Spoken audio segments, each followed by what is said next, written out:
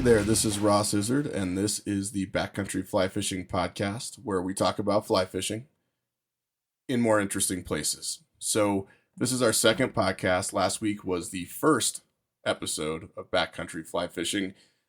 This is our second. My second episode of any podcast ever. So, for those of you who listened to that short introductory podcast, thanks for bearing with me as I felt things out and laid out a case, I hope, for why the world needs another fly fishing podcast. So there are a lot of these out there already. A lot of them are great, a lot of good information, but man, very few of them focus on getting off into the bush and fishing places that are away from those big name, heavily trafficked streams. And there's just a lot to that. So my hope, as I said last week, is to build a library of content for those who are looking to learn more, information for those who are having trouble finding the information they need, and then just interesting stuff, because there is a lot of interesting stuff when you get out into the backcountry and you get out into the woods. There is just all kinds of stuff to think about, to talk about, to be prepared for, and we're going to get into all of that. So as I mentioned last week, this first season will be really dedicated to the concept of backcountry fly fishing. So what do we mean when we say that? What counts as backcountry and what doesn't? How exactly does one go about getting into the backcountry, and what does that look like? And once you're out there, what are the sort of rules of the road, right? Like, what are the things that govern your time and your behavior when you are out in the wild catching fish? So we're going to talk about guiding principles of the backcountry. That'll be sort of a handy handbook, I hope, that you can take with you. And we're going to get into all that as we go. But before we do that, it occurs to me that you have no idea who I am. I'm just some guy talking to you on a podcast. You probably can't even see my face. You have no idea who I am. You have no idea why you should care what I have to say, or why you should listen, or why you should be here at all.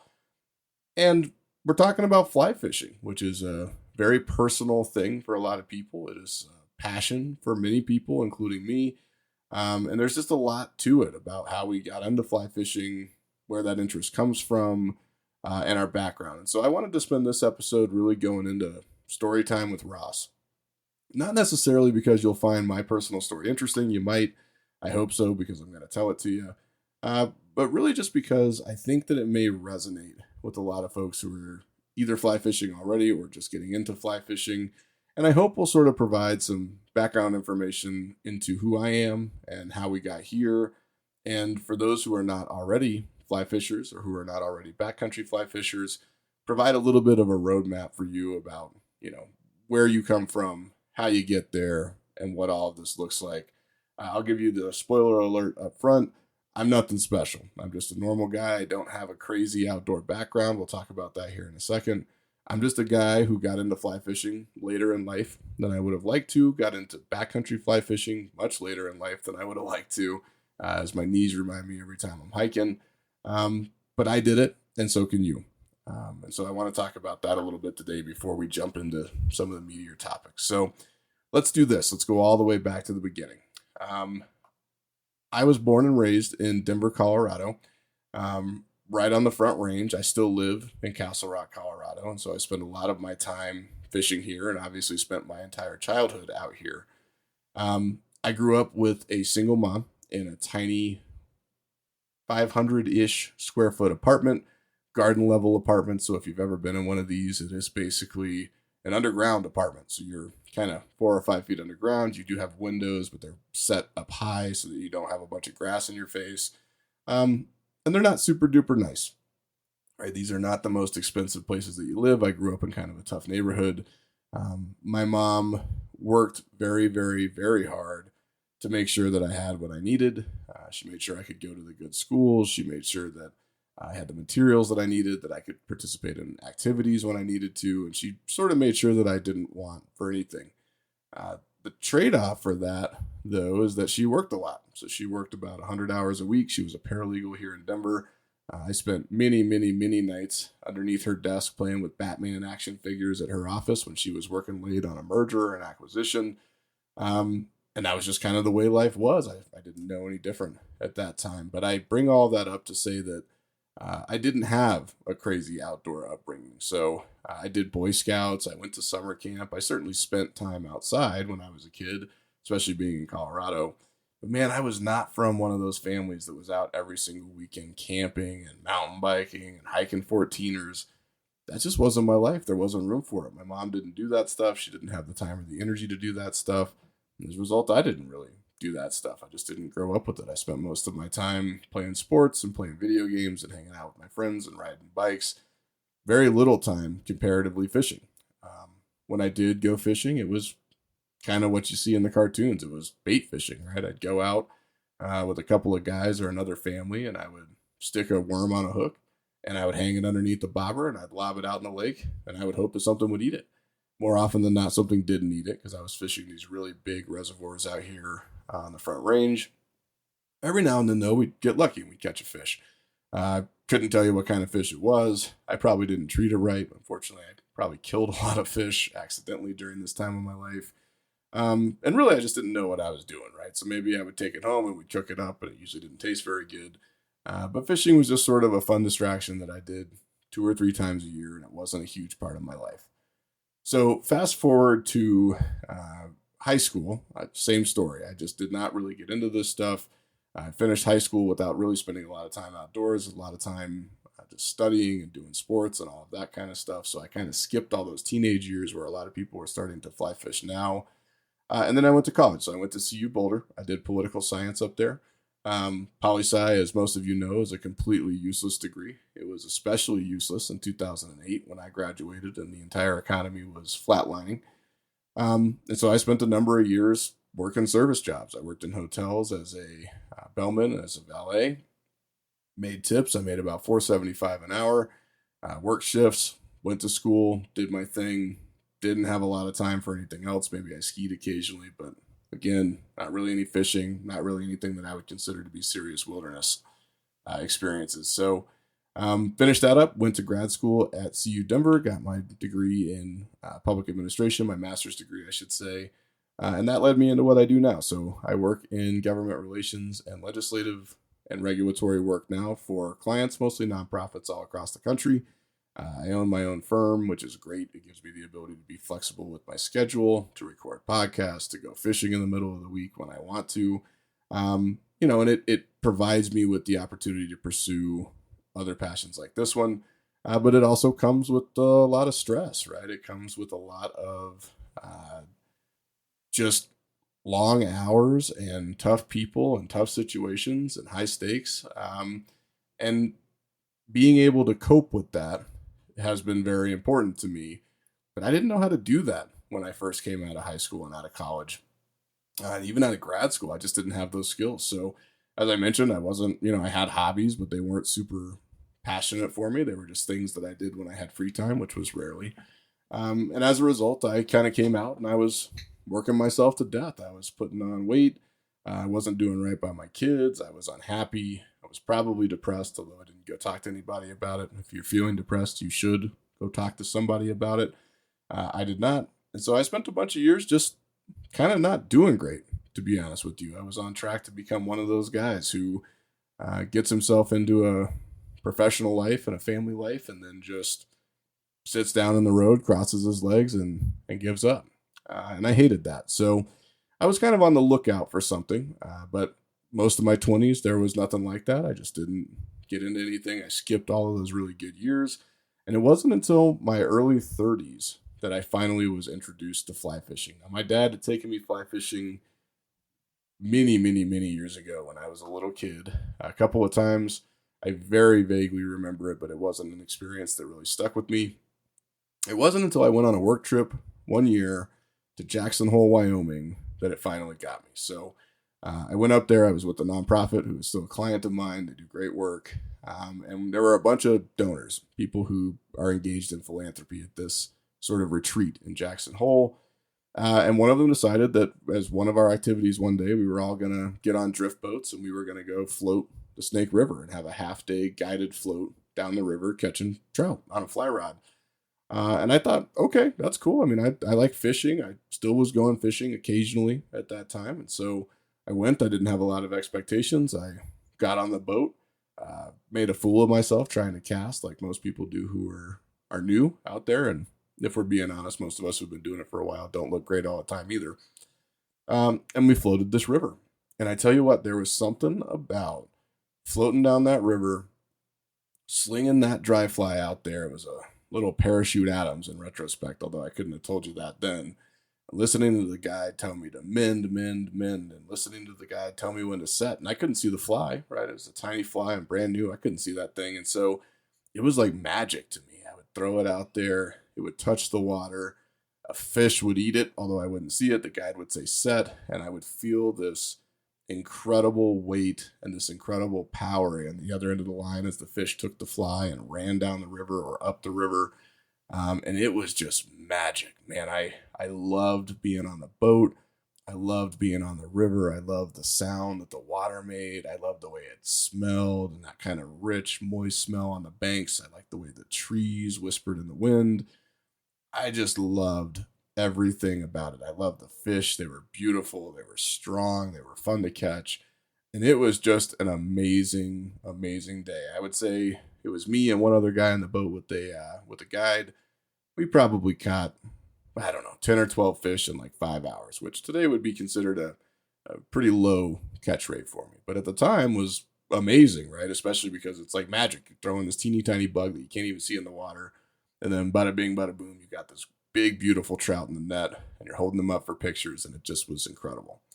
So I came back from that trip and I bought myself my first fly rod combo. And at this point, like I said, I'm in my early 30s. I really don't have any experience with this. I don't have anybody who can really teach me. So I went out, I bought a Redington Path 2 that comes with the rod and reel and some line on it. Great starter kit. And I decided that I was going to go out to the South Platte here in Colorado, not far from where I live, and try to teach myself how to fish. So I went out there, the only place I had ever heard of, which is true of a lot of fishermen to the point that it's almost a joke at this point, was Deckers. I don't usually spot burn, by the way, but I'm going to make an exception for Deckers because it's Deckers and because everybody knows about it. And honestly, it can't get more crowded, so there's nothing to lose there. But I would go up there. It was only about a 40-minute drive from where I lived, and I would bring my fly rod, and I would bring some flies that I bought at the fly shop, and I would try to catch a fish. And I never caught a fish.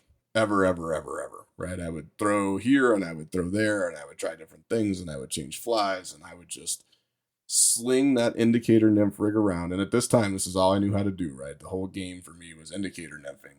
And I thought that's just how you did it because that's how everybody does it on that stretch of the South Platte. And I just could not catch a fish. I mean, I got to a point where I believed that fly fishing was just a lie. There were no fish in the river. Nobody caught any fish fly fishing. This was all just bullshit. And I was wasting my time. And I just went through a period where I was like, screw this. I'm not going to do it. If I want to go fishing, I guess I'll just take my spin rod and a couple Panther Martins. I'll go down to the lake. I'll catch some stockers and I'll feel good about myself and I'll call it a day. Man, that bothered me. That trip up to Jackson Hole was so incredible and it spoke to me so powerfully that I just couldn't let it go. And so I would pack my fly rod up even when I was cussing and I didn't want to go. And I'd drive up this old dirt road and through the mud and these big hills down to Deckers. And I'd slide into a pull-off. There usually were not a lot of pull-offs because it's a busy spot. And I'd get in the river and I'd fish. And man, I sucked at it. I would tail my casts all the time with tailing loops. They would tangle up. I would lose my flies in trees. I'd lose my flies on rocks. I'd lose my flies in bushes. I'd hook myself in the back of the head. I mean, it was bad. It was a comedy of errors. And it was embarrassing. I hated when people saw me. I'd come back and people would ask me, well, did you catch anything? And I'd say, no, I didn't catch anything. Or sometimes I'd lie and said I did because let's be real, we're fly fishermen, so we lie sometimes. But I just decided I'm going to figure this thing out. I loved it. I loved being in the river, even on those frustrating days. I loved being out there, and I said, I'm going to figure this out. So I went out, I bought a book. It's called Fly Fishing the South Platte. It's by Pat Dorsey, who is a very legendary South Platte guide out here in Colorado. A lot of you have probably heard of him. And I read that damn book cover to cover twice because I said, I'm going to catch fish on this river. It's not even about the other rivers. I'm going to catch fish on that river because I have to at this point. I just can't admit defeat. So I got the book. I read it. I went back out. Didn't work. Still didn't catch any fish. It still sucked. So I read it again and I went back out. Didn't work. Still sucked. Couldn't catch any fish. But I kept doing that. No guides, no teachers, nothing else.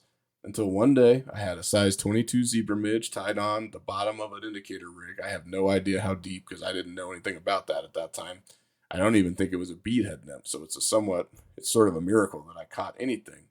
But I drifted this thing past a rock on one of my favorite stretches of that river, and I caught a rainbow trout.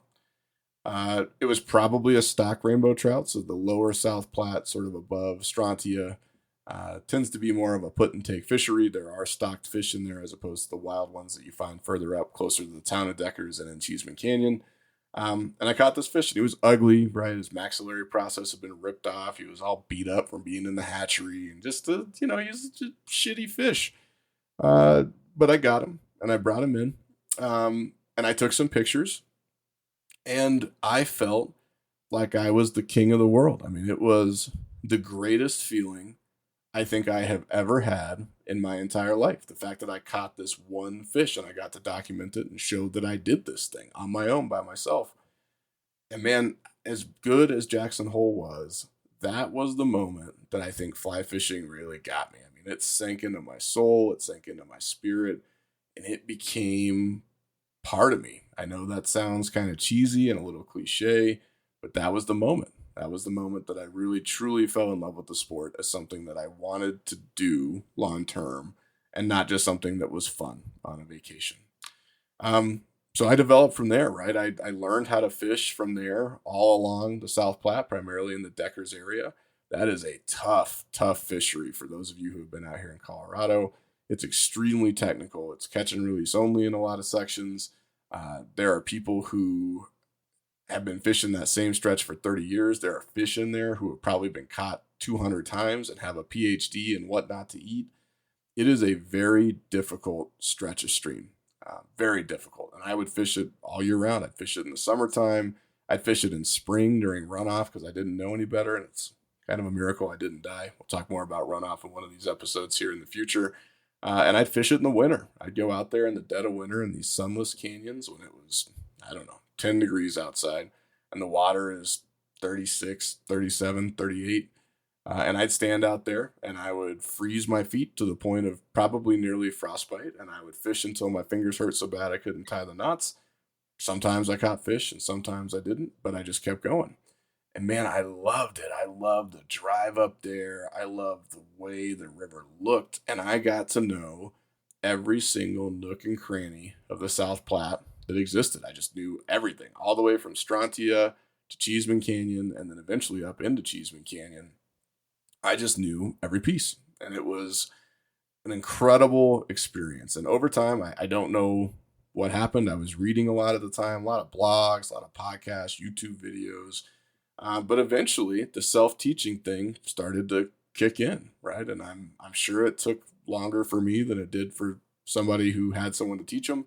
But I taught myself, and I taught myself the hard way with a lot of really hard, really frustrating days on the river. Man, you want to talk about feeling like you could cry as a grown man. Fly fishing will do that to you on those really tough days. But eventually, stuff started to click. I don't know when. I can't say exactly how. I can't even say exactly what. But suddenly, I could catch fish. And I could catch fish pretty reliably, right? I'd go from maybe catching a fish every fifth time I went to catching a fish every third time I went. And then pretty soon I was catching a fish every time I went. And it became a game of, can I catch 3 fish or can I catch 5 fish? And then eventually it was, oh man, I can catch 10 fish here. And it was awesome because there's this incredibly hard fishery where people say, hey, if you can catch trout on the South Platte, then you can catch trout anywhere in the world. And so I felt pretty good. I felt pretty good. I had a couple friends go with me. One guy was a friend of mine who happened to be a fly fishing guide. He came with me and showed me a bunch of pointers that were very helpful. I mean, silly stuff that you just wouldn't know, like how to wrap your leader around your reel seat when you need to go and move from one spot to another so your line's not just hanging off of it, or where to put your split shot, things like that. But I got to a spot that I was catching them, and I kept doing that. I kept going to Deckers. I was that guy. I was the Deckers junkie. And then I just couldn't go there anymore. Man, it was busy, and I started to see the way other people handled fish, and I started to see the tubers, and I started to see people high-holing me. So jumping into the river, 10 or 20 yards ahead of me and slinging rocks or throwing their fly lines in there and just getting in my way and just being disrespectful. It was terrible. And so I started looking for new places. And I will say this as a disclaimer. I do still go to Deckers occasionally. I still fish the South Platte very often. When I die, I would like for part of me to be in or near the South Platte. Yes, I know that that's illegal, but I'll figure it out later. It's still a special place to me. But I couldn't fish that stretch anymore. I had conquered it to some extent. I could catch fish there. I knew almost every inch of it. And it was time to go look at some other stuff. So I spent a couple years looking at other rivers in the same area, the Front Range area. I won't necessarily name these, but I bet with a quick Google search, you could probably figure out which ones they were. And I spent a whole bunch of time running those rivers. Same thing, right? You go out there at first, you're better now so you can catch fish, but maybe you can't quite figure out the nuances of them. Maybe you just don't quite have the right rod because it's too small or it's too tight. There's too much vegetation.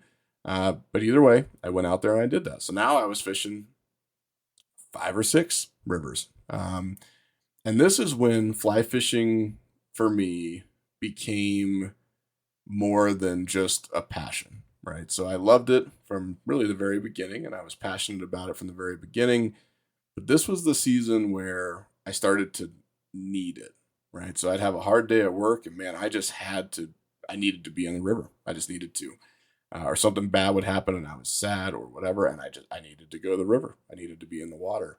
And it sounds really cheesy, I get that, but man, standing in the water with it flowing around your legs in these incredibly beautiful places, even if they were right off the side of a highway, just being in those places made me feel better. And I felt like I had this bucket of stress and anxiety and frustrations and fears.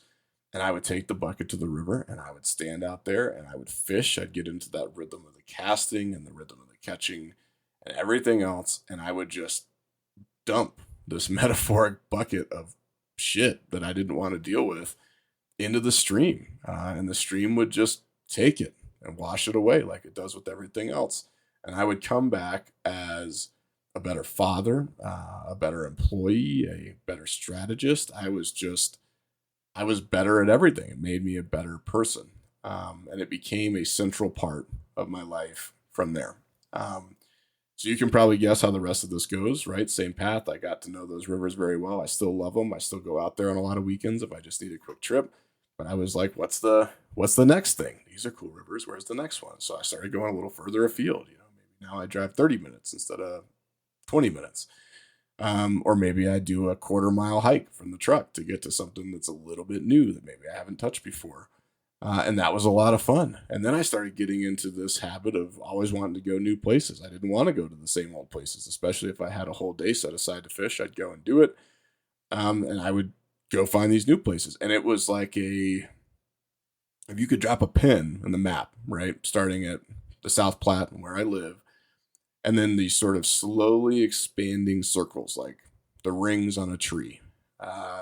That's what I did. I just started going a little further and a little further and a little further and a little further. And after a few years, I'm off in the middle of nowhere, 3 hours from home on some hiking trail, fishing some stream that nobody's ever heard of and catching wild brown trout, by the 50s out there. And it sort of snuck up on me. So I went from being a guy who fished sometimes very occasionally to being a guy who today I fish 100 days a year. That's my goal. I try to catch 1,000 fish a year. So that averages to 10 a trip. Some trips I catch a lot more. There are still some trips where the river beats me and the trout outsmart me and I don't catch anything, although they get less and less common the more you do this. But it became part of my life. So I take a day a week in the middle of the week to go fishing. During the summertime, I might take 2 if I can get away with it because my line of work tends to be a little bit quieter in the summertime. And then I'll very often go for a half day on the weekends and grab some time out there just at a close to home stream where I can catch some fish and get some time. And it is just the best therapy that a man could ever have. Tying the flies, going out, fishing the flies, catching the fish, taking pictures of the fish, taking videos, documenting your trips, learning about the ecology of what you're doing and the insects and the river and the temperatures and the weather and the vegetation and the currents and the flows.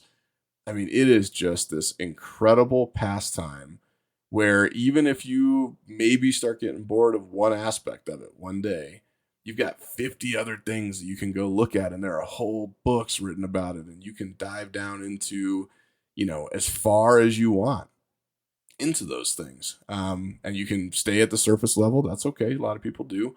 Or man, you can go all the way into the Latin names of various type of caddis that are bouncing around on the floor of the river as larvae, right? Or pupa, or whatever you want to talk about.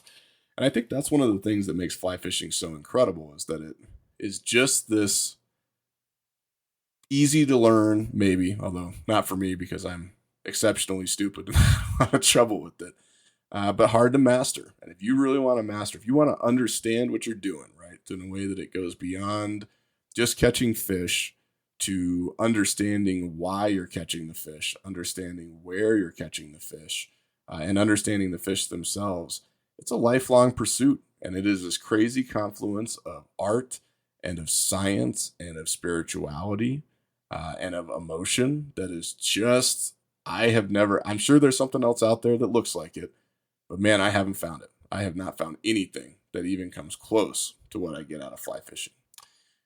So that's how I got here today. And you know what? I'm very grateful that I did, because as most of you know, as you get older, you start running into harder stuff, right? So I've had some tough stuff in my personal life. My mom passed away just this past May. I mentioned earlier I was an only child, so no siblings. She was unmarried, single mom. And that was really hard for me. That was about the hardest thing I've ever gone through. And I hit the bottom pretty hard, and I bounced pretty hard. But you know what? I didn't start drinking. I didn't start doing drugs. I didn't go out chasing women. I went to the river. I fished the day my mom died. I actually went out to the same stretch of river that I had happened to be fishing when I got the call about a year before that she was going to the hospital with what ultimately turned out to be terminal lung cancer. I went back to that same stretch. I let a flower go for her in the water. I wrote her tribute there by the river, and I fished that stretch. I'll probably never fish it again, because I think the water holds memories, and that is not a stretch that I care to ever touch again. But for that particular day, it was exactly where I needed to be. I went fishing the next day at a stream up at 10,000 feet in the middle of nowhere, just to kind of clear my head. And then I fished the next day. And I tell you what, where a lot of people would have turned to whatever, come up with the vice, I turned to the river. And it was always there for me. I hate to wax too spiritual about it, but the river talked to me. It soothed me. It made me feel better. It was a safe place, and a place that I knew, and a place that I understood, and a place that I had been before. And it was the only thing that got me through that season of my life, as well as the hard seasons that came before it. And so it's a special thing for me. I think there are a lot of people who might roll their eyes at it. Everybody likes fly fishing for different reasons. And I certainly love it just for the activity. I love catching fish, don't get me wrong. But for me, it is something different. It is a coping mechanism. It is my therapy. Like I said, it is the thing that speaks to me when everything else is grayed out and nothing else speaks to me. And for that, I love it. I really, really do. These days, I am really, really, really addicted to the exploration part of fly fishing. So, I like going to new places, and that's great. But man, what I really like these days is to go places that are hard to get to. I like places where I have to plan it. I might have to look at topographical maps. I might have to map out a certain path. I might have to plan out, a campsite, or what I need to carry in my pack, or which kind of hiking boots I'm going to need for that day, and which rods to carry.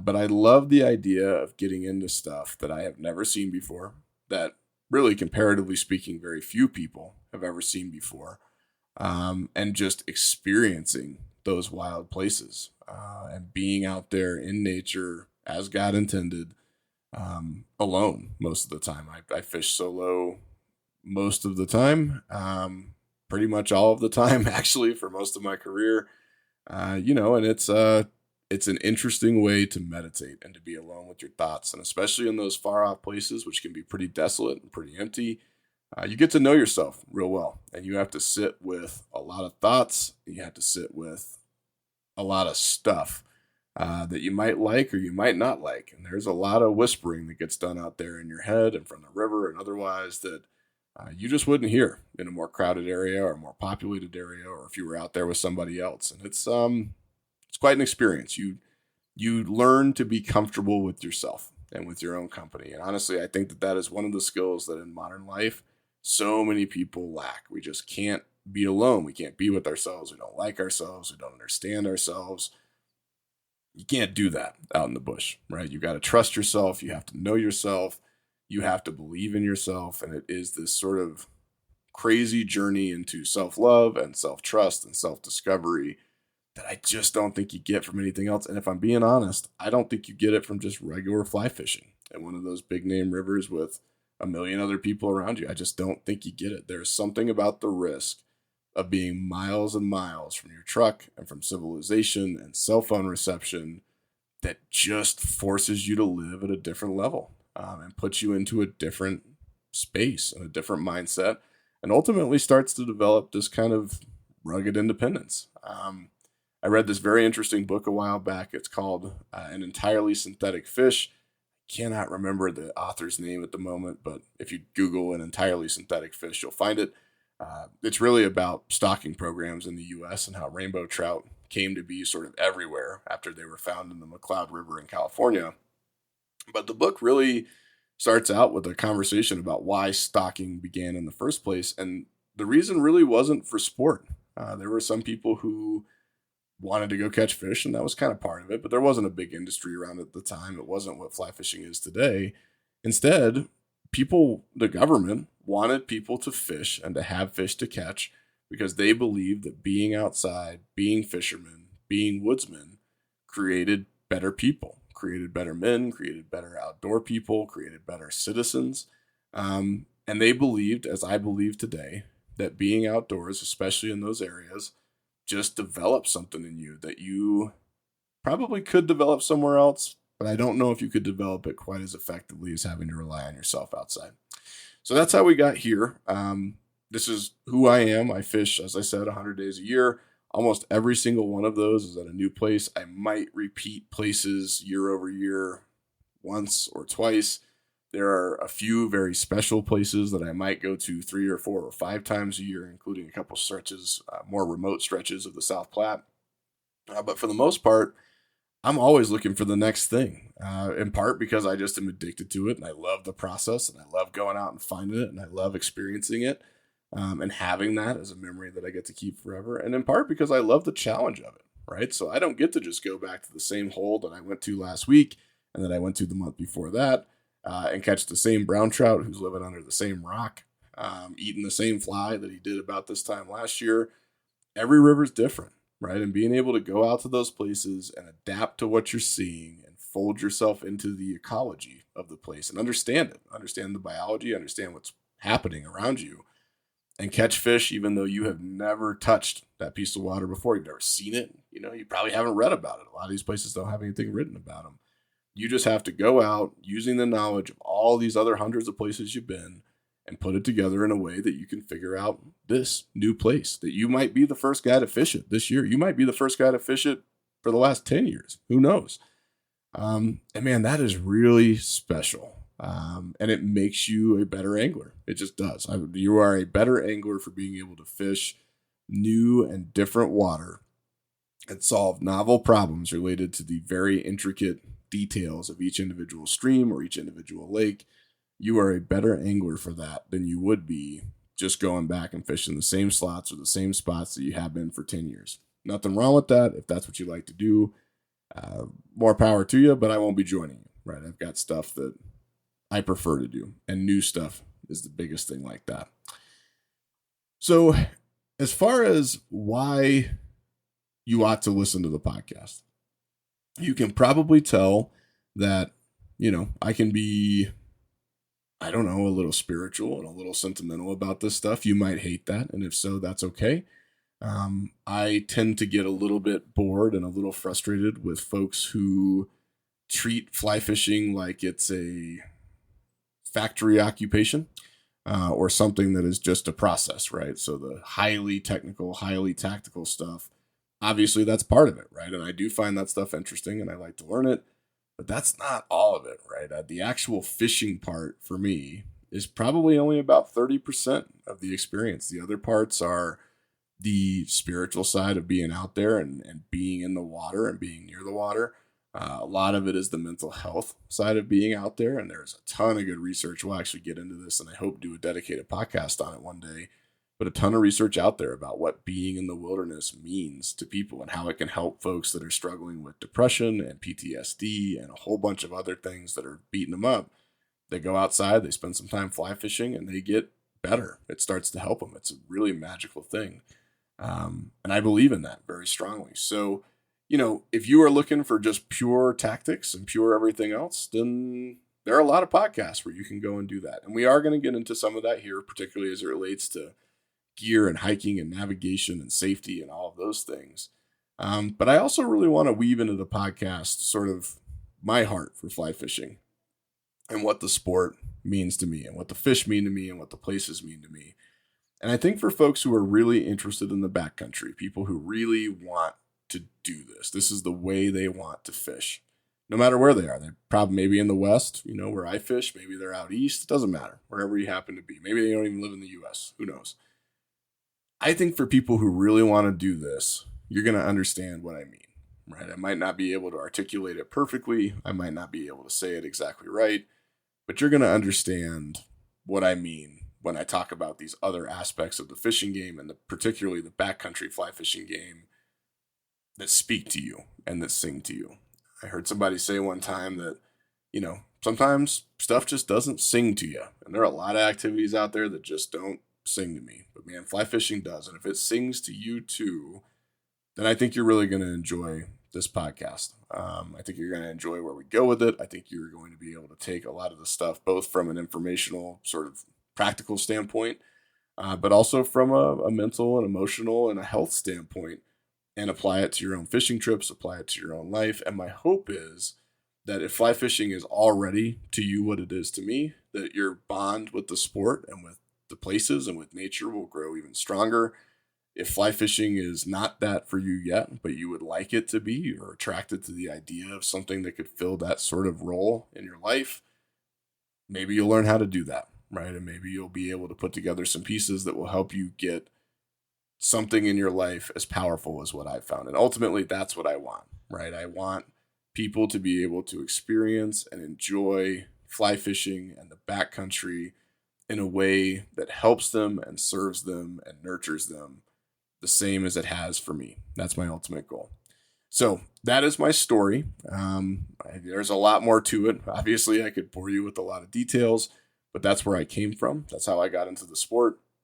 I do wish I had started earlier. So if you're listening out there and you are, 15, 18, 20, whatever, don't wait, man. Go do it right now. If you're 30 or in your 30s like I was when I started, you should go do it right now. Don't wait till you retire. It gets harder and harder as you get older, particularly if you're doing backcountry stuff that requires hiking and scrambling and wading through nasty stuff and unknown conditions and climbing over branches and bushwhacking. Go do it now. Don't wait. You don't know. You don't know if you have tomorrow. You don't know if you have next year. And really, there is no better time than the present. If I could go back and change one thing, I would start 15 years before I did.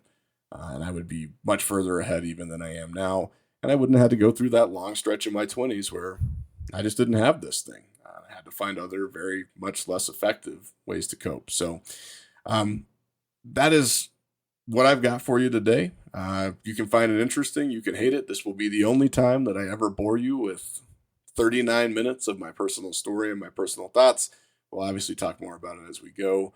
But before we jump into it, I just wanted you to know who you're talking to. And I wanted you to know sort of where I am on these topics, why they matter to me, and really why we're here in the first place. So I hope that helps. Feel free to shoot me a note if you'd like to and let me know which parts you hated and which parts you didn't. And it's okay if you hated all of it. You don't have to listen to this one. You can jump into the more informational stuff that we'll have going forward. But in the meantime, I appreciate you hopping in. I appreciate you listening to me, listening to my story, listening to my heart a little bit on this sport. And I'm looking forward to seeing you next time for a discussion about what backcountry is and the guiding principles of backcountry. So with that, Take care. Until next time, this is Ross.